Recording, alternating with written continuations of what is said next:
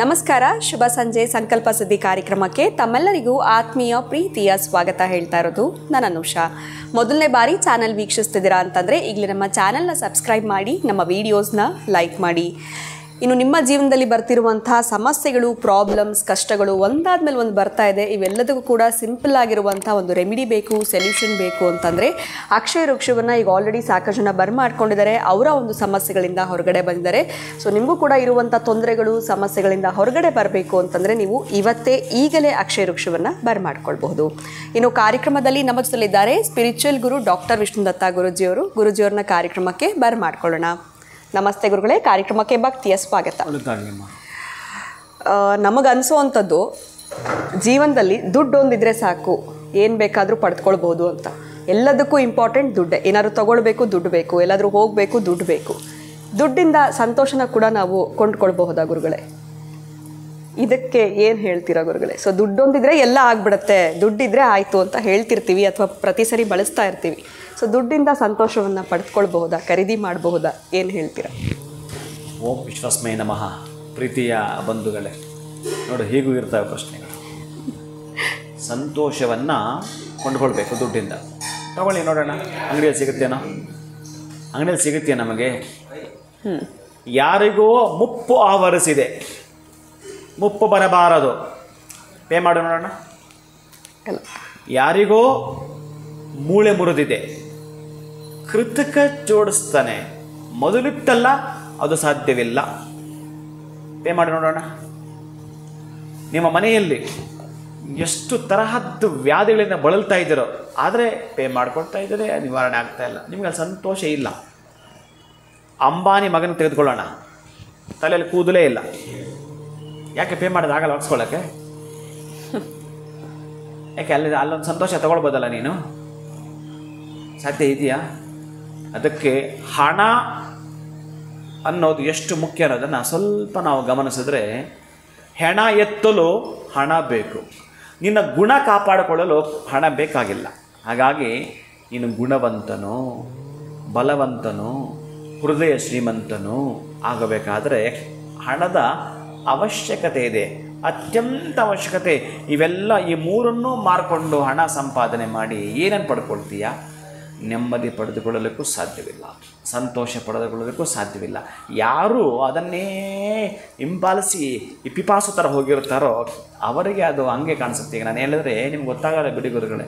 ಹಣ ಇದ್ದರೆ ಏನು ನೋಡೋ, ಅವರೆಲ್ಲ ಬಂಗ್ಲೆ ಕಟ್ಕೊಂಡಿದ್ದಾರೆ, ಏನೇನೋ ಮಾಡ್ತಿದ್ದಾರೆ ಅಂತೇಳಿ. ಈ ಕೂಲಿ ಮಾಡ್ತಾನಲ್ಲ, ಕೂಲಿ ಮಾಡುವವ ಅವತ್ತೇನು ಬರುತ್ತೆ ಆ ಹಣಕ್ಕೆ ಒಂದಷ್ಟು ರೇಷನ್ ತೆಗೆದುಕೊಳ್ತಾನೆ ಸಣ್ಣ ಗುಡಿಸಲಲ್ಲಿ. ಅರೆ ಇವತ್ತು ನಾನು ಇಷ್ಟು ಕೆಲಸ ಮಾಡಿದ್ರೆ ಇಷ್ಟು ರೇಷನ್ ಬರುತ್ತೆ, ಆ ದಿನಕ್ಕೆ ಯೋಚನೆ ಮಾಡ್ತಾನೆ, ಖುಷಿಯಾಗಿರುತ್ತಾನೆ. ಈ ಹಕ್ಕಿ ಪಕ್ಷಿಗಳೆಲ್ಲ ಇದಾವಲ್ಲ, ಅವೆಲ್ಲ ಕೂಡ ಏನು, ಆವತ್ತು ದಿನದ ಬೆಳಗ್ಗೆ ಎದ್ದರೆ ಆನಂದವಾಗಿ ಆಹ್ಲಾದವಾಗಿ ರೆಕ್ಕೆ ಬಡ್ಕೊಳ್ತಾ ಖುಷಿಯಾಗಿ ಯಾವ ಹಣ್ಣು ಸಿಗುತ್ತೆ ತಿಂತವೆ, ಇಲ್ಲ ನೀರು ಕೊಡದೆ ಮಾಡಬೇಕು. ನಾಳೆಗೆ ಎತ್ತಿಟ್ಕೊಳ್ತವೇನೋ. ಮನುಷ್ಯ ಒಬ್ಬನೇ ಈ ಥರದ್ದು ಕನ್ನಿಂಗ್ ಫೆಲೋ, ಏನೇನೋ ದುರಾಲೋಚನೆ ಮಾಡ್ತಾನೆ. ಅವನು ದೂರಾಲೋಚನೆ ಪರವಾಗಿಲ್ಲ, ಅವನು ದುರಾಲೋಚನೆ ಮಾಡೋ ಮುಖಾಂತರ ಎಡು ಬೀಳ್ತಾನೆ ಇರ್ತಾನೆ. ಅದಕ್ಕೇನು ಅಂತಂದರೆ ಹಣ ಪ್ರಾಮುಖ್ಯತೆ ಇದೆ, ಆದರೆ ಯಾವುದಕ್ಕೆ ಮುಖ್ಯ ಅನ್ನೋದನ್ನು ಮನುಷ್ಯ ತಿಳಿದುಕೊಳ್ಳಬೇಕಾಗತ್ತೆ. ಅದಕ್ಕಾಗಿ ಹಣಕ್ಕೆ ನೀವೊಂದು ಲೇಬಲ್ ಅಂಟಿಸ್ತೇನೆ ಅಂತಂದರೆ ಬಹಳ ಪ್ರಮುಖವಾಗಿರ್ತಕ್ಕಂತಹ ಘಟ್ಟ.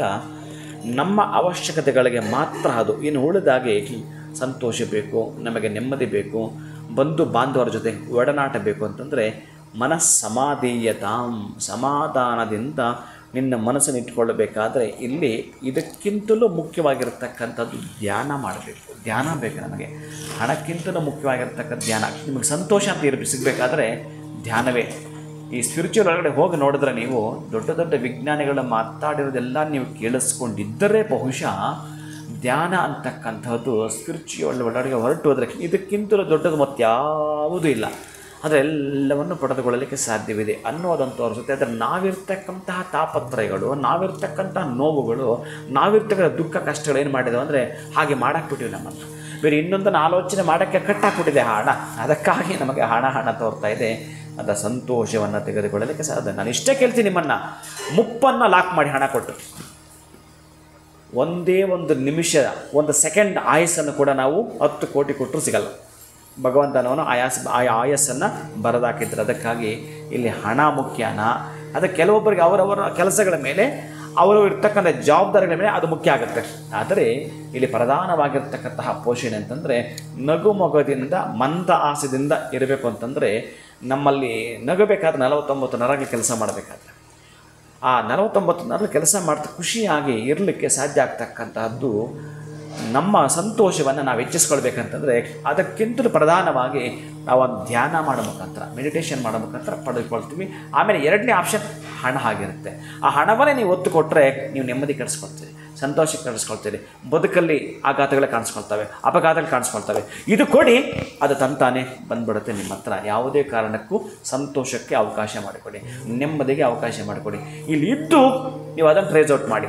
ಅದನ್ನು ಮಾಡಿದರೆ ಇದು ಸಿಗೋದೇ ಇಲ್ಲ, ಯಾವ ಕಾರಣಕ್ಕೂ ನಿಮ್ಗೆ ಸಿಗೋದೇ ಇಲ್ಲ. ಅದಕ್ಕೆ ಈ ಕೂಲಿ ಕಾರ್ಮಿಕ ಇದ್ದಾನಲ್ಲ, ಅವನು ಆ ದಿನಕ್ಕೆ ಸಂಬಂಧಪಟ್ಟ ಸಂತೋಷ ಇರ್ತಾನೆ.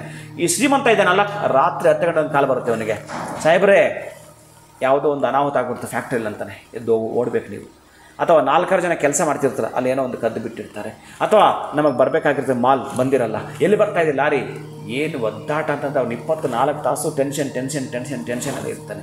ಇವನಿಗೆ ಸಾಯಂಕಾಲ ಬರೋದ್ರಲ್ಲಿ ಆಹಾರ ತೊಗೊಂಡು ತಿನ್ನೋದು ಒಂದೇ ಒಂದು ಟೆನ್ಷನ್, ಬೇರೆ ಎಂತ ಇಲ್ಲ, 100 ಟೆನ್ಷನ್ ಇದೆ, ಸಂತೋಷವೇ ಇಲ್ಲ ಅವನಿಗೆ. ಇವನಿಗೆ ಸಂತೋಷ ಇದೆ, ಒಂದಷ್ಟು ಹಣ ಇಲ್ಲದಿರಬಹುದು, ಆದರೆ ನಮಗೆ ಸಂತೋಷನೇ ಮುಖ್ಯ ಅಂತ ಗೋಚರ ಆಗುತ್ತೆ. ಆ ಸಂತೋಷಕ್ಕಾಗಿ ನೀವು ಕೆಲಸ ಮಾಡಿ. ಆ ಕೆಲಸ ಏನಂತಂದರೆ ನಿಮ್ಮ ಧ್ಯಾನದ ಮುಖಾಂತರ ಪ್ರಯತ್ನ ಪಡ್ತಕ್ಕಂಥದ್ರಿಂದ 2 ಸಿಗ್ತವೆ. ಖಂಡಿತವಾಗ್ಲೂ ಗುರುಗಳೇ, ನೀವು ಕೊಟ್ಟಂಥ ಉದಾಹರಣೆ ಬಹಳ ಚೆನ್ನಾಗಿತ್ತು ಅಂತಲೇ ಹೇಳ್ಬೋದು. ದುಡ್ಡಿಂದ ಏನನ್ನ ನಾವು ಖರೀದಿ ಮಾಡೋದಕ್ಕಾಗೋದಿಲ್ಲ, ಸಂತೋಷನ ಖಂಡಿತವಾಗ್ಲೂ ಆಗೋದಿಲ್ಲ ಅಂತ ಭಾಳ ಅದ್ಭುತವಾಗಿ ತಿಳಿಸ್ಕೊಟ್ರಿ. ಬಹಳ ಧನ್ಯವಾದಗಳು ತಮಗೆ. ನಮಸ್ಕಾರ. ಹರೇ ಶ್ರೀನಿವಾಸ. ಇನ್ನು ವೀಕ್ಷಕರೇ, ವಿಡಿಯೋನ ಮುಗಿಸುವಂತಹ ಸಮಯ ಆಗಿದೆ. ಮತ್ತೊಂದು ಹೊಸ ವಿಚಾರದೊಂದಿಗೆ ತಮ್ಮನ್ನು ಭೇಟಿ ಮಾಡ್ತೀನಿ. ನಮಸ್ಕಾರ.